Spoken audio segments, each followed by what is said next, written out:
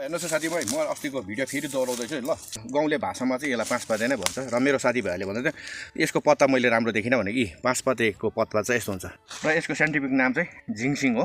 त्यसले गर्दा शक्तिशाली कन्दमूलहरूको मध्येमा एउटा नाम चाहिँ यसको आउँछ। त्यसले गर्दाखेरि हेर्नुहोस् यो चाहिँ विशेषभन्दा विशेष इम्युनिटी बुस्ट गर्ने क्षमता यसमा हुन्छ, यसको मुनि गान्टामा। त्यसले गर्दाखेरि हेर्नुहोस् म आज एउटा सानो यसको मैले निकाल्दैछु हो र मलाई यसमा चाहिएको चाहिँ र एकदमै सानो चाहिँ म निकालेर आज मलाई चाहिएकोले गर्दा यस्तो हुन्छ। हेर्नुहोस् साथीभाइ, त्यसले गर्दा अब यसलाई हामी छुर्पी जस्तो बनाएर चाप्छौँ।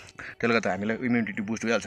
इम्युनिटी पाएपछि हामीलाई ज्वरो मार्कीले केले असर गर्दैन, वास्ता पनि हुँदैन जिउहरू दुख्नु। त्यसले गर्दाखेरि हेर्नुहोस् यो मेरो साथीभाइले सोध्दै थियो यो ठन्डा लेक जग्गामा पाइन्छ र यसलाई अझै नजिकमा राम्रोसँगले देखाइदिन्छ यो खालको सिस्टम हुन्छ। र पछिबाट यसको यो बीचबाट गुबा निक्लिन्छ, यसले माथि निक्लेपछि सेम बाँकोले जस्तै फलेको जस्तो देख्छ, तर बाँको होइन, तर यो एकदम मात्रामा झिङसिङ हो।